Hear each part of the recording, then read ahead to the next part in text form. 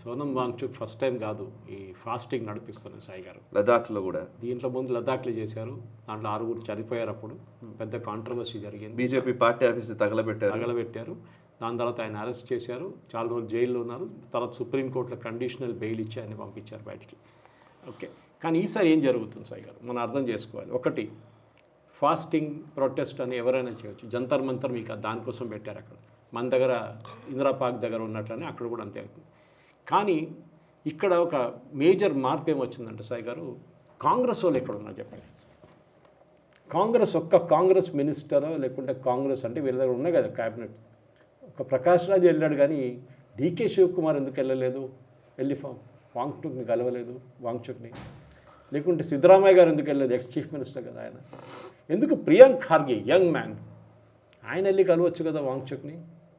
కాంగ్రెస్ వైపు నుంచి ఒక్క లీడర్ కూడా వెళ్ళలేదు. మీరు గుర్తుపెట్టుకోండి, ఇనీషియల్ డేస్లో వెళ్ళారు. ఇప్పుడు కాంగ్రెస్కి అర్థమైపోయిందంటే అంటే అది బీజేపీకి ఎప్పుడూ అర్థమైపోయింది, ఇది ఒక ఆమ్ ఆద్మీ పార్టీ ప్రాజెక్ట్. చాలా క్లియర్గా వచ్చాడుగా ఇచ్చేసాడు. It is obvious. Second support is from communist party.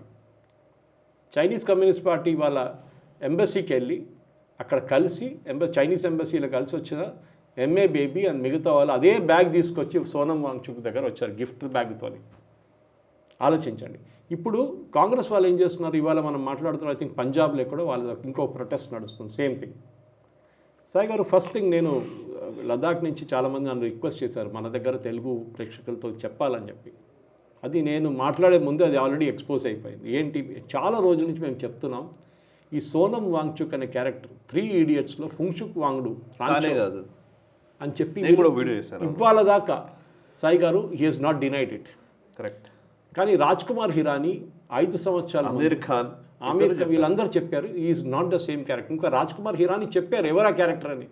వాళ్ళ ఫిలిం ఇన్స్టిట్యూట్ పూణేలో ఒక అబ్బాయి ఉన్నాడంట, అండ్ హీస్ ఫ్రమ్ లదాఖ్. ఆయన మీద బేస్ చేసి చేశారంట సినిమాది. ఏమేమి అబద్ధాలు చెప్పారు సాయి గారు చెప్పండి. 100 పేటెంట్లు ఉంది, 400 పేటెంట్లు ఉన్నాయి, అది ఉన్నాయి, రీసెర్చ్ చేశాడు, అది చేశాడు, ఇది ఐస్తూపా తయారు చేశారు. ఐస్తూపా చేసిన మనిషికి 20 సంవత్సరాల ముందు పద్మశ్రీ వచ్చింది. ఆయన ఐడియా హైజాక్ చేసుకున్నారు. సార్ ఈయన ప్రాబ్లం ఏంటో తెలుసు సాయి గారు, ఒక ఫోటో మీరు చూసుంటారు, హీ అండ్ హిజ్ వైఫ్ వీళ్ళిద్దరు కలిసి ధర్మేంద్ర ప్రధాన్తో ఒక ఫోటో ఉంది, ఒక ట్వీట్ కూడా ఉంది, ట్వీట్ చేశారు. మీ ఎన్ఈపీ పాలసీ నేను సపోర్ట్ చేస్తున్నాడు, వీ సపోర్ట్ చేస్తున్నాం మేము, we had a very good meeting with Dharmendra Pradhan, we appreciate all that అని చెప్పి ట్వీట్ చేశారు. ఎందుకు, ఈయనకి మీకు తెలిసిందే పాత స్టోరీ అది, ఈయనకు ఒక ఇన్స్టిట్యూట్ అంటే ఒక యూనివర్సిటీ స్టార్ట్ చేయడానికి లద్దాఖ్లో కొంచెం ల్యాండ్ ఇచ్చారు government of India. Okay, land ఇచ్చారు. ల్యాండ్ ఇచ్చిన తర్వాత ఫండింగ్ కూడా ఇస్తా అని చెప్పారు. అంటే ఆల్టర్నేట్ సిస్టమ్ ఆఫ్ ఎడ్యుకేషన్ చేద్దామని చెప్పి, అదే సేమ్ ఫుంగ్చుక్ వాంగ్డు కాన్సెప్ట్. ఓకే, అందరూ అనుకుంటారు అదే సినిమా లాగానే ఇక్కడ కూడా తయారు చేస్తున్నాడేమో అని చెప్పేసి. ఆ ల్యాండ్ తీసుకొని ఏం చేయలేదు సార్. నేను అక్కడ వెళ్ళినప్పుడు చూశాను ఆ ల్యాండ్, అది నేను చూశాను, తీసుకెళ్ళారు, నన్ను చూపించారు. ఈ ల్యాండ్ ఆయనకి ఇచ్చారు, ఏం చేయలేదు, ఒక షెడ్ కట్టుకున్నాడు, ఏదో చేస్తున్నాడు. ఆ ల్యాండ్ని కన్వర్ట్ చేయలేదు యూనివర్సిటీగా. సో యూనియన్ గవర్నమెంట్ రూల్ ఉంటుంది. ఇప్పుడు మన దగ్గర కూడా ఎస్బీఐతో నడుస్తున్న కేసు ఉంది రాయదుర్గ్లో, వాళ్ళకి ల్యాండ్ ఇచ్చాం 20 సంవత్సరాలు ఏం చేయలేదు, గవర్నమెంట్ తీసుకున్నారు ల్యాండ్ రిటర్న్. ఈయనకు అదే చేశారు, ల్యాండ్ తీసుకున్నారు. That became a flash point side. ఈ ధర్మేంద్ర ప్రధాన్ మీద ఇంత కోపం ఉన్న కారణం దిస్ ల్యాండ్, యూనివర్సిటీకి ఇచ్చిన ల్యాండ్. రెండవది, ఈ ఆర్మీ దగ్గర ఒక ప్రాజెక్ట్ తీసుకున్నారు సాయి గారు, మేజర్ ప్రాజెక్ట్. అంటే బయట టెంపరేచర్ -30 degrees ఉంటే లోపల కంఫర్టబుల్ 3 to 4 degrees లాగా ఉండడానికి చేశారు, ఒక ఇగ్లూ కాన్సెప్ట్ లాగా. సైంటిఫిక్ ప్రజెంటేషన్ అది ఇది అన్నీ చేశారు. తర్వాత చూస్తే అది కూడా కాపీ కొట్టాడు ఎక్కడి నుంచో. ఇంకొక సైంటిఫిక్ పేపర్ ప్రజెంట్ చేసిన ఆయన అన్నారు, ఇది నా కాన్సెప్ట్, నేను పేటెంట్ రిజిస్టర్ చేశాను దీనికి, ఈ దగ్గర తీసుకెళ్ళిపోయింది దాన్ని. ఆర్మీకి కంప్లైంట్ చేశారు. ఆర్మీ 34-40 షెల్టర్స్కి ఆర్డర్ ఇచ్చారు, క్యాన్సిల్ చేశారు ఆర్మీ. ఈయనేమో మెటీరియల్ అంతా తెచ్చుకున్నాడు చేయడానికి, మెటీరియల్ తీసుకొచ్చాడు, ప్రాజెక్ట్ లేదు, పెద్ద గొడవ చేశాడు. అది ఇది అలిగేషన్ చేశారు ఆర్మీ మీద, బీజేపీ మీద, మోదీ గారి మీద, అందరి మీద. రాజ్నాథ్ సింగ్కి లెటర్ రాశారు, ట్వీట్ చేశారు. దాని తర్వాతనే ఫాస్టింగ్ జరిగింది సాయి గారు. ఆ లద్దాఖ్లో జరిగిన గొడవ దాని తర్వాత జరిగింది. This guy is a very colourful character. So మీరు ఒక మాట అర్థం చేసుకోవాలి సాయి గారు, ఈ ఫాస్ట్ ఎందుకు మొదలైంది సాయి గారు, ఎవరు ఫాస్ట్ మొదలుపెట్టారు? దీప్కే. ఆయన ఎక్కడున్నాడు ఇప్పుడు?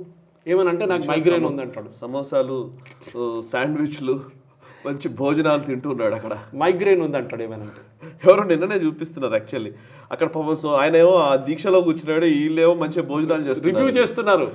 కొంతమంది ఫుడీస్ వచ్చి రివ్యూస్ చేస్తున్నారు ఎలాంటి ఫుడ్ పెడుతున్నారు. అది కరెక్ట్, యూర్ రైట్, నిజంగానే. So this has become a joke Sai గారు. అరుంధతి రాయ్, షబానా ఆజ్మీ, ప్రకాష్ రాజ్, యోగేంద్ర యాదవ్, మహువా మొయిత్రా, ఎంఏ బేబీ, ఇదంతా సస్పిషియస్. అరవింద్ కేజ్రీవాల్ చెప్పక ఆయన వాళ్ళ గ్రాండ్ ఫాదర్ రాయాలి కదా, గాడ్ ఫాదర్ గ్రాండ్ ఫాదర్ అంతా వీళ్ళదే అది పార్టీ. అది విజయ్ దీప్కే social media head of Aam Aadmi party. ఇదే చేశారు.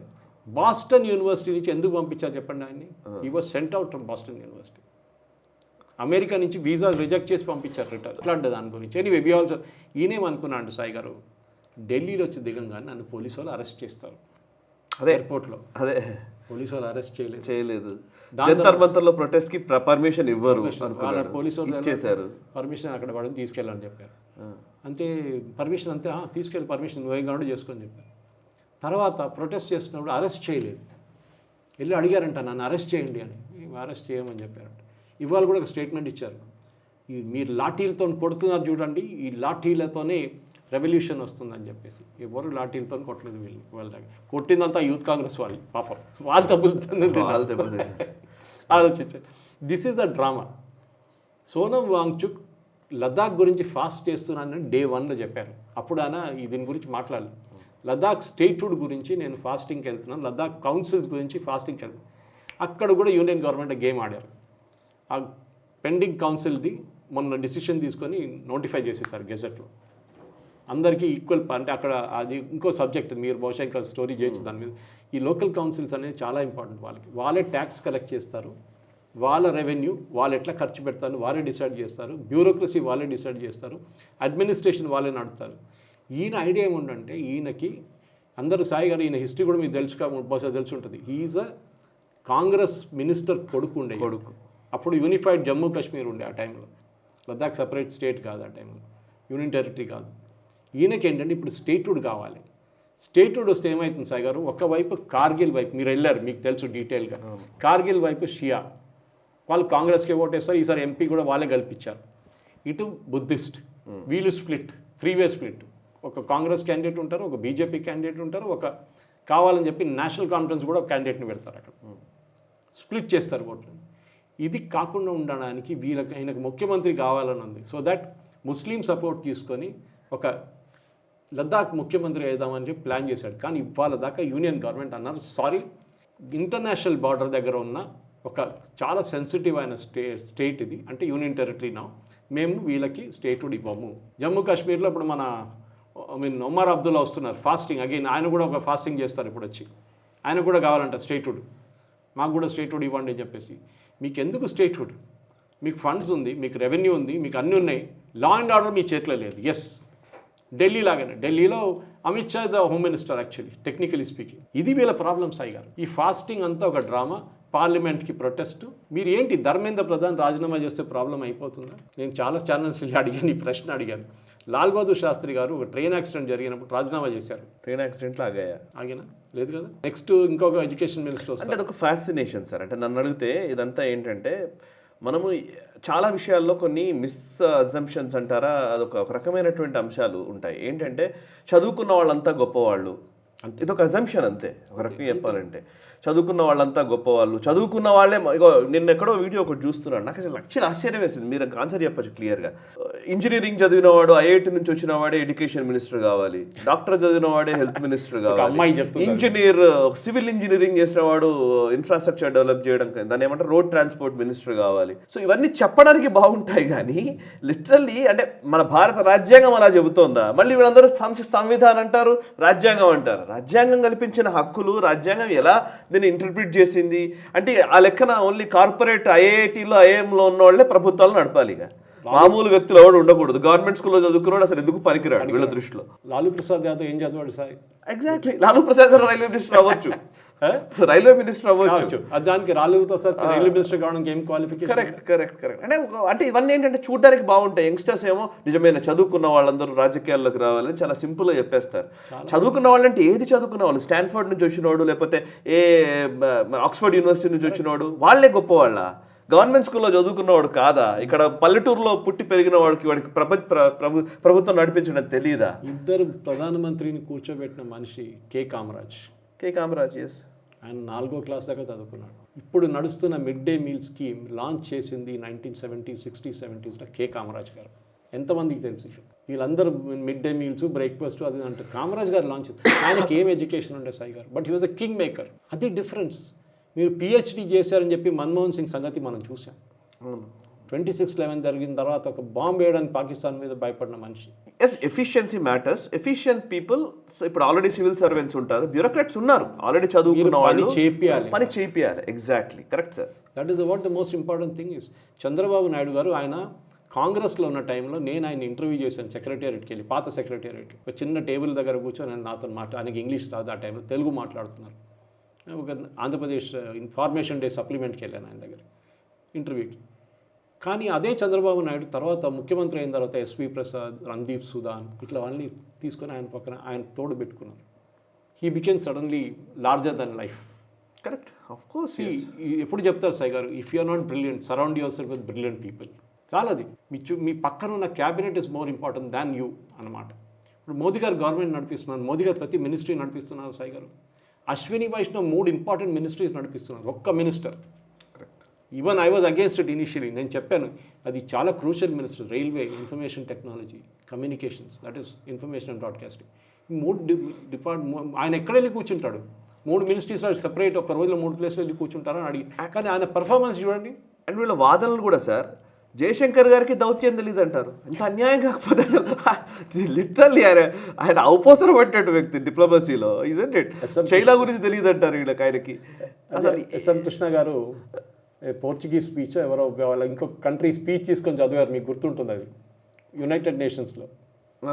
తెలియదు. అదే ఇది ఒక చాలా old story. Country it was. అక్కడ టేబుల్ మీద ఆయన ముందు పెట్టిన స్పీచ్ ఇంకొక కంట్రీది ఉండే, అది ఎవరో తీసుకొచ్చి ఆయన టేబుల్ మీద పెట్టారు. యునైటెడ్ నేషన్స్ చదివేశారు. విన్నాను నేను కూడా. ఆఫ్టర్ 2-3 minutes మనం బ్యూరోక్రాట్స్ పక్కన కూర్చోవడం టెన్షన్ అయింది. ఏదైతే చెప్తున్నాడు మనది కాదు కదా ఇదంతా అని చెప్పి ఆయన దగ్గర వెళ్ళి మెల్ల మాట్లాడి ఆ పేపర్ తీసుకుని ఈ పేపర్ ఇచ్చారు ఆయన చేతికి. ఓకే, అంటే వీళ్ళు క్రిటిసైజ్ కాదు, ఆయన తప్పు జరిగింది. ఈ లేటెస్ట్ సెట్ ఆయన అంగీకరించుకున్నారు తప్పు జరిగిందని. మీరు శివరాజ్ పాటిల్ తీసుకోండి, మోస్ట్ క్రూషియల్ పార్ట్ ఇండియా 26/11 జరిగినప్పుడు most inefficient minister Shivraj Patil. Okay, P Chidambaram ఇంత హైలీ ఎడ్యుకేటెడ్ లాయర్, అది ఇది అని చెప్తాం మనం. Currency note machine అమ్మేసుకున్నాడు.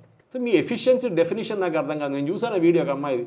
ఇట్లా చూసుకుంటే చాలా ఉన్నాయి సాయి గారు. ఓకే, రైల్వే నడిపిస్తున్న ఇంజనీర్, ఆయన రైల్వేలో పనిచేసిన వాడు ఉండాలి, ఆయనే మినిస్టర్ చేయాలి. This nothing like that. మీరు యూఆర్ డిసిషన్ మేకింగ్లో సాయి గారు పాలిటిక్స్ చాలా ఇంపార్టెంట్. అక్కడ మన కేపబిలిటీ ఎక్కడ ఉంటుంది, మీరు కన్సెన్సస్ ఎట్లా తీసుకొస్తారు. పొలిటిక్స్ కూడా ఆ చైర్లో కూర్చొని మీకు తెలుస్తుంది టెన్షన్ ఏముందని. మీరు 10 మంది వచ్చి 10 ఒపీనియన్ చెప్తారు మీ దగ్గర, 10 ఎంపీలు వచ్చి మీ మీద ప్రెషర్ పెడతారు, మీరు దాన్ని సార్ట్అవుట్ చేయాల్సి. వాడు వచ్చి కంప్లైంట్ చేస్తారు, జాయింట్ సెక్రటరీ పని చేయట్లేదు, అడిషనల్ సెక్రటరీ బాగాలేడు, that fellow is corrupt. As a minister you have to take the call.